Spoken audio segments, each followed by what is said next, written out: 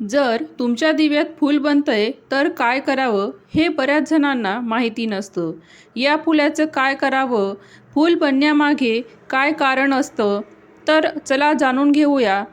यानंतर कोणते 3 काम करावे म्हणजे दैवी शक्तींचा आपल्याला आशीर्वाद मिळेल. व्हिडिओ शेवटपर्यंत नक्की पहा म्हणजे संपूर्ण माहिती मिळेल. तत्पूर्वी चॅनलवर नवीन असाल तर लाईक करा, शेअर करा, सबस्क्राईब जरूर करा.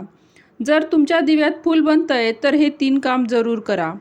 हे 3 काम केल्यामुळे तुमचे नशीब बदलून जाईल आणि देवांची कृपा तुमच्यावर नक्की होईल. तुमच्या आयुष्यात काही अडचणी असतील, काही समस्या असतील तर त्या संपून जातील आणि आर्थिक स्वरूपात देखील तुम्ही मजबूत व्हाल आणि तुमची मनोकामना जी असेल ती जरूर पूर्ण होईल आणि दैवी शक्तींचा तुमच्या घरात सदैव वास राहील. दिव्यात फूल बनते, पण केव्हा व का बनते हे दैवी शक्तींचा काहीतरी संकेतच असतो आणि हे संकेत बऱ्याच वेळा आपल्याला समजतही नाही. दिव्यात फूल बनणे म्हणजे तुमच्या पूजेचा स्वीकार झालेला आहे. आपल्या पूजेचा अग्निदेवतेच्या साक्षीने स्वीकार झालेला आहे असा त्याचा अर्थ होतो. तेव्हा आपल्या दिव्यात फूल बनतात. तसं पाहायला गेलं तर भगवंत आपल्याला अनेक प्रकारे संकेत देत असतात. ते बऱ्याच व्यक्तींना समजतात आणि बऱ्याच लोकांना ते समजतही नाही. जसं स्वप्नात देवांचे दर्शन होणे किंवा पूजा करताना एखादे फूल पडणे किंवा ध्यान करत असताना डोळे बंद राहिल्यावर देवांची आकृती दिसणे. यामुळे तुमची मनोकामना नक्कीच पूर्ण होते. बऱ्याच जणांना दिव्यात वेगवेगळी आकृती दिसत असते, तर अशा प्रकारे आपल्याला ते संकेत देत असतात. पण दिव्यात फूल बनणे हे बऱ्याच भक्तांच्या म्हणजेच जे भक्त देवांचे प्रिय असतात त्यांच्याच दिव्यात फूल बनत असते. हे फूल अगदी रोजच्या रोज नाही बनत, पण जसे की नवरात्र, पितृपक्ष, साधनेच्या वेळी हे फूल जरूर बनत असतात. हे फूल गोल वातीत किंवा लांब वातीत पण बनत असतात. बऱ्याच जणांना वाटतं की लांब वातीत फूल बनत नाही, तर ते तसं होत नाही. हे प्रत्येक प्रकारच्या वातीत बनत असते.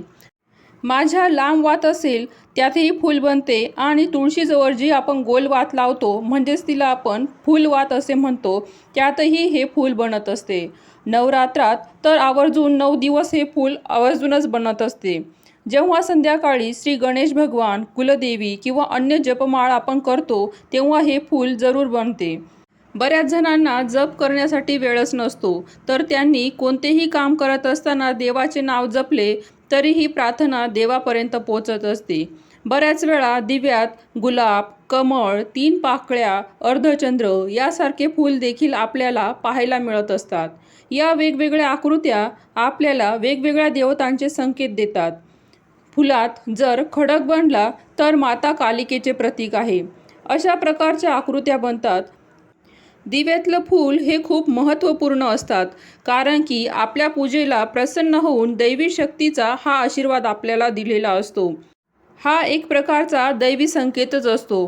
दिवा जर अधिक वेगाने जळत असेल म्हणजेच अचानक वात मोठी झाली असेल तर हाही एक दैवी संकेतच आहे. भगवान तुमच्यावर प्रसन्न आहेत. जेव्हा तुमच्या दिव्यात फूल बनत असते तेव्हा 3 काम तुम्हाला जरूर केलेच पाहिजे. कारण हे काम जर केले तर देव तुमच्या दारात असतील तर ते तुमच्या घरात विराजमान होऊन जातात आणि ते स्थिरपणे आपल्या घरातच राहतात. आपल्या समस्यांचे ते निराकरण करत असतात. आपल्या मनोकामना ते पूर्ण करतात. प्रत्येक प्रकारे सुख समृद्धी प्रदान करत असतात.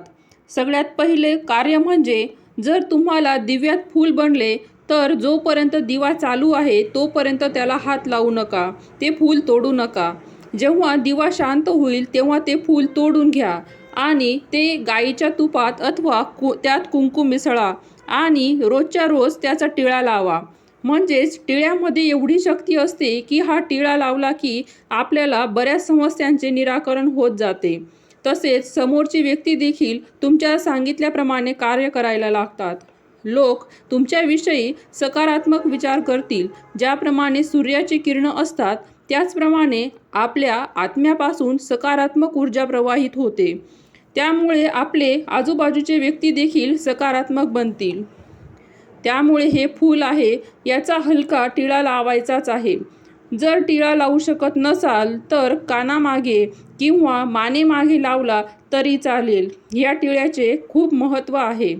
जर तुमच्या आयुष्यात अशा अनेक समस्या असतील, त्यांच्या समस्यांचे निराकरण करणं कठीण आहे, तर अशा समस्या देखील हळूहळू सुटू लागतात.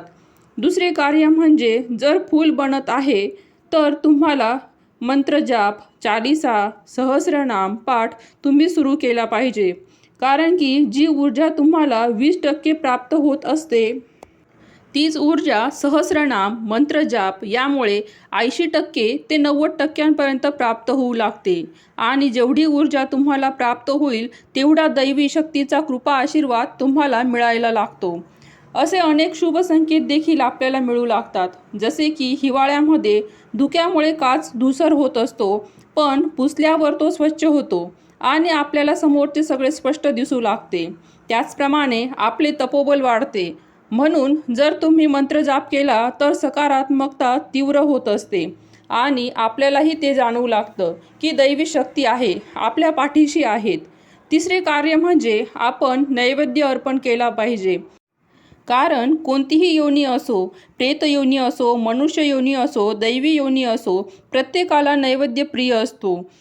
दैवी शक्ती जेव्हा तुमच्या घरी येतील तेव्हा त्यांच्या आदर सत्कारासाठी नैवेद्य जरूर अर्पण केला पाहिजे. तुम्ही गोडाचा नैवेद्य दाखवू शकता. बत्तासे, लवंग, दूध, केशर आणि सर्वात उत्तम म्हणजे आपण सकाळी पहिली पोळी जी बनवतो त्यात थोडा गूळ ठेवून तो देवांना नैवेद्य अर्पण करा आणि नंतर 15 ते 20 मिनिटांनंतर तो नैवेद्य घरातील प्रत्येक व्यक्तीला थोडा थोडा द्या. एक गोष्ट नेहमी लक्षात असू द्या, देवांना नैवेद्य ठेवाल तेव्हा डोळे बंद करून त्यांची प्रार्थना करावी, त्यांना आवाहन करावे, म्हणजे ते नैवेद्य ग्रहण करू शकतील. आणि हे तिन्ही कार्य केल्याने तुमच्या घरात सकारात्मकता, सुख, समृद्धी येईल. त्याचबरोबर तुमच्या मनातील सर्व इच्छा हळूहळू पूर्ण होऊ लागतील. तसेच आर्थिकदृष्ट्या तुम्ही संपन्न व्हाल, तुमचे भौतिक जीवन संपन्न होईल आणि आध्यात्मिक जीवनात प्रगती कराल. व्हिडिओमधील माहिती आवडली असेल तर जरूर लाईक करा, शेअर करा, सबस्क्राईब करा. धन्यवाद.